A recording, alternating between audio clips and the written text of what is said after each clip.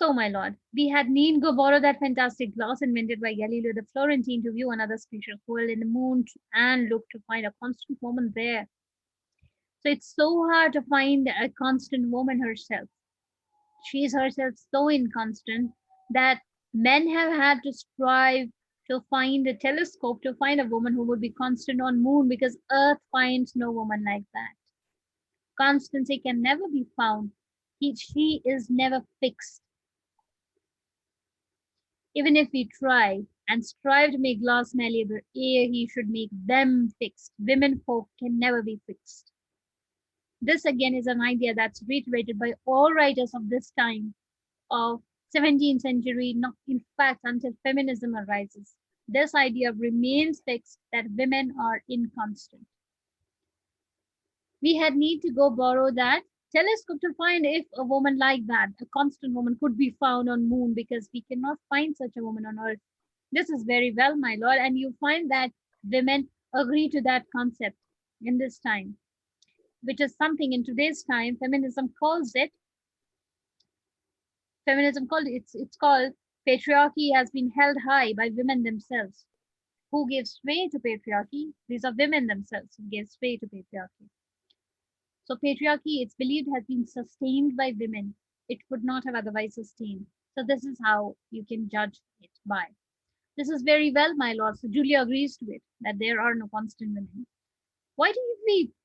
And after that, she weeps. Again, this is the other idea that's been associated with women from all times, that she is an emotional fool, a bundle of nerves. These are the terms used by various scholars of various writers of these times. Here's your justification that you are constant. The self same tears will fall into your husband's bosom, lady, with a loud protestation that you love him above the world. What does he say? That you will, the same tears will fall in your husband's bosom the way you are, uh, the way these tears fall upon me, on my bosom, when you are in my bosom, in my arms. The same tears will try to justify their position in their arms and in any other man's arms, with a loud protestation that you love them all, each one and all, the same way, above the world. Come, I love you wisely. I'll be careful in loving you. That's jealousy. Since I'm very certain you cannot make me cuckold. But he says the difference between you're doing that to your husband and you're doing this to me is different because you cannot make me a cuckold. This idea of cuckoldry was again prevalent in the 16th, 17th centuries. Idea of cuckoldry was that if a woman cheated upon a husband, what do you know about cuckoldry? Did you not read this in Shakespeare and Ben Jonson? What does cuckoldry mean? No, ma'am, नहीं पता था. Cuckoldry means if a woman cheats on her husband, it was believed that the husband will soon grow horns on his head. Okay, there are various metaphorically that this idea is addressed that a man has something on his head, which is a reference that he has been made a cuckold by his wife. And here he says that even if you try to cheat on me, you cannot make me a cuckold because I am not your husband. So the horns will only grow on Castricia's head, not mine. Therefore, I am wise.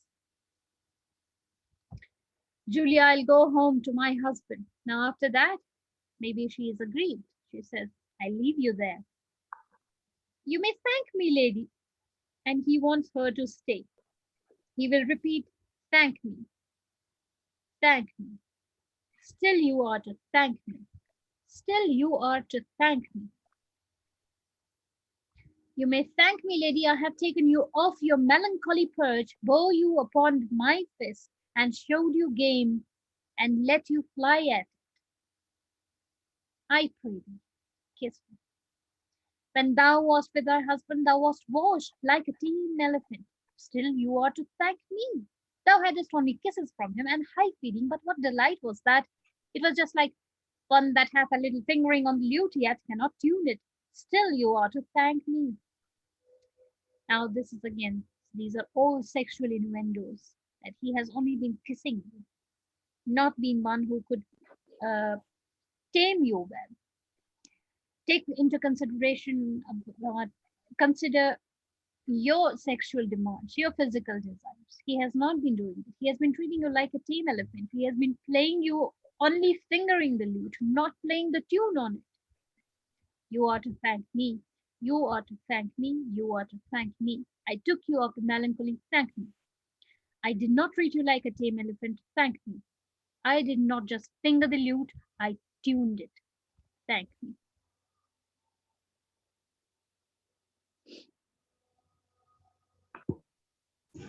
This can also be taken as a phallic symbol. The lute can be taken as a phallic symbol. Phallic, Phallic, Phallic, phallic symbol. Phallic symbol means that which represents the male sexual organ.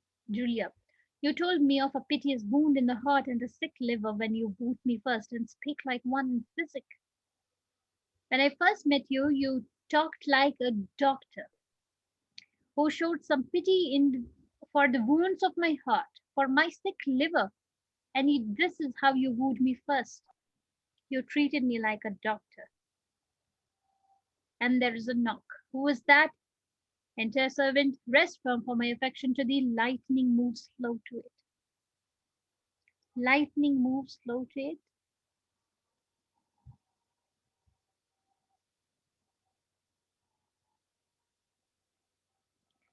Rest firm for my affection to thee. Lightning moves slow to it. He is talking about his affection towards her. It's constant. It will be constant if she is firm. The servant says, Madam, a gentleman that's composed from Malfi desires to see you. Let him enter, I'll withdraw. And Cardinal leaves. Cardinal exits. And servant says, he says your husband, old Castricio, is come to Rome, most pitifully tired with riding post. He is tired with all the riding, with what he has on the horse's back. That has tired him a lot. Enter Delhi. Do you have anything to say about this part? No, ma'am.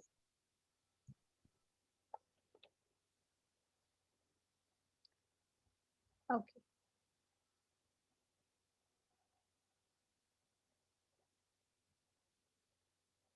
There is also something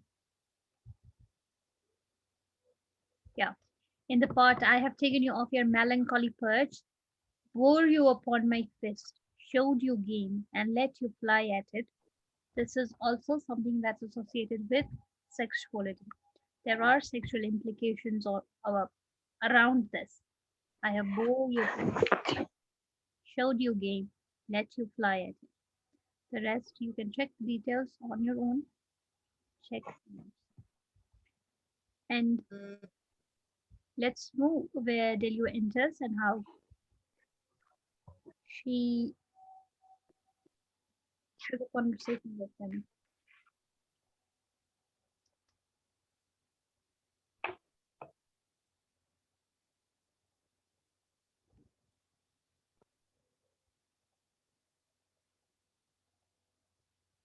So here, having been tired with riding post, who says this is not the servant's idea about Castricio, but this is what he has been told by the man who has come. The man who has come is Delio. Delio has told her about him being tired of the riding post. Now let's see what's his idea behind it. Why does he want to do that? Why does he want to say that? Julia, aside Signor Delio. After he enters, she recognizes him as Delio. It is one of my old suitors. We get to know he's our old suitor. I was bold to come and see you. Sir, you are welcome. Do you lie here? Sure. Your own experience will satisfy you, know. Our Roman prelates do not keep lodging for ladies. Our Roman prelates do not keep lodgings for ladies. Therefore, we have to fend for ourselves, find a lodging for ourselves.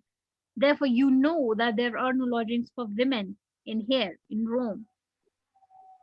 So you know it by your own experience. So where do I lie? I share my lodging with a man. So if he has the experience of there being no lodgings in Rome, why does Castration not know this? Delio, very well. I have brought you no commendation from your husband, for I know none by him. Means Delio says he has never heard Castration commending his wife. He has never heard any good word coming from the mouth of um, Castration for her husband. And it continues that it's all bad Delio has to say about Castration. Nothing good comes from his mouth. I hear he is come to Rome. I never knew man and beast, of a horse and knight, so weary of each other. So he has already been told that he is tired. This man is tired. Delio adds to that, I have never knew man and beast, of a horse and a knight, so weary of each other. This is a belittling of a man who is a soldier, is a knight, should have been tired of horse riding had he been a man, which means he wants to highlight the idea that he's too old. If he had a good back, he would have undertook to have borne his horse. His breed was so pitifully sore. What do you mean by this?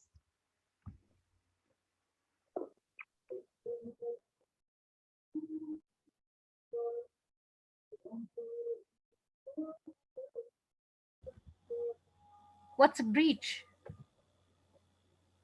Breaches वो जो लगाते हैं. How can they be pitifully sore?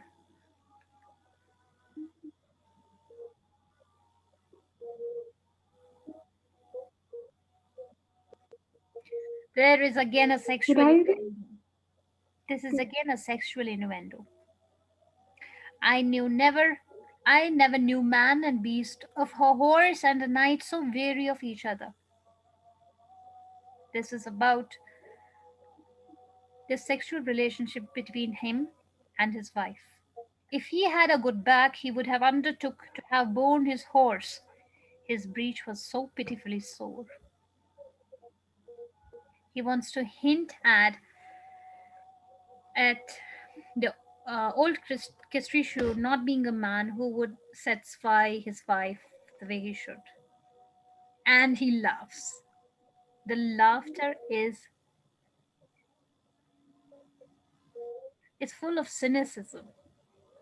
That cynical laughter, his breeches was so pitifully sore, and he laughs. Your laughter is my pity. Is my pity? Why should it be her pity? Had it been about the horse and the horseback and him being tired, why would it be her pity?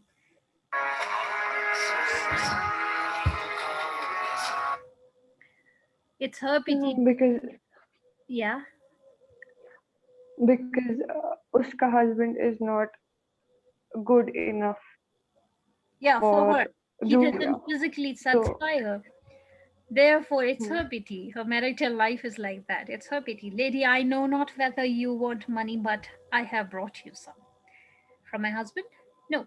From mine own allowance, I must hear the condition ere I bound to take it. What is the condition of taking it? What am I supposed to do with before I get this money?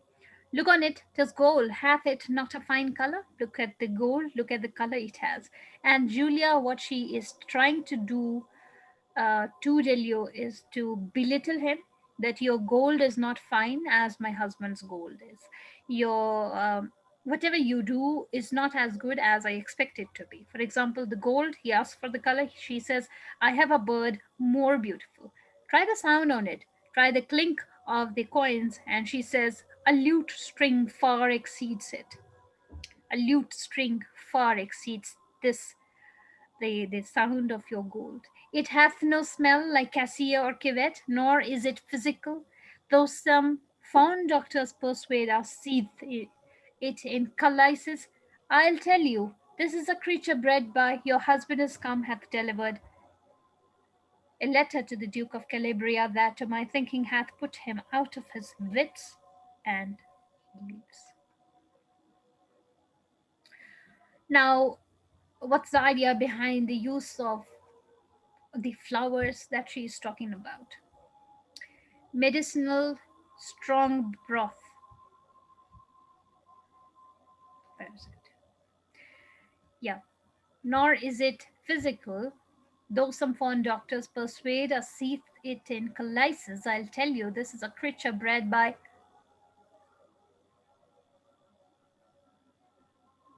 What is she talking about?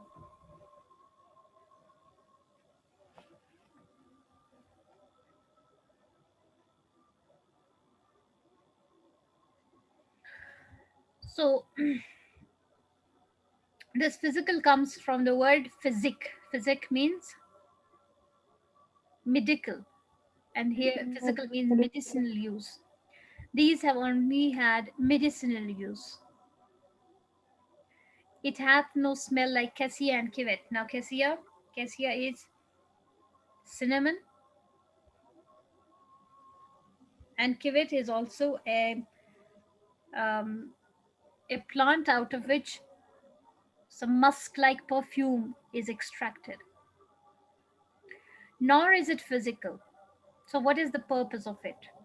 If it has nothing like cassia or civet, nor is it Medical use. of any medicinal use, though some foreign doctors persuade us see it in colitis. Though some doctors do prescribe gold for curing certain diseases. For example, we saw something in the previous section where the ring was put on the sore eye of Antonio. I'll tell you, this is a creature bred by. What creature is she talking about?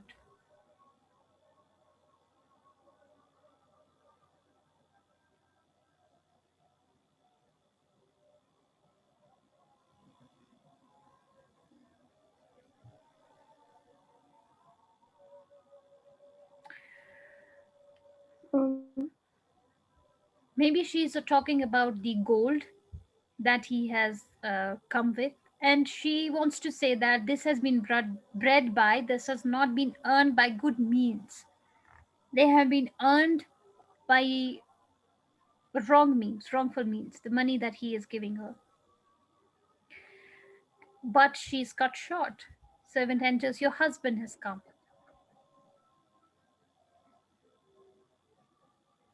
Hath delivered a letter to the Duke of Calabria, that to my thinking hath put him out of his wits. What letter can this be?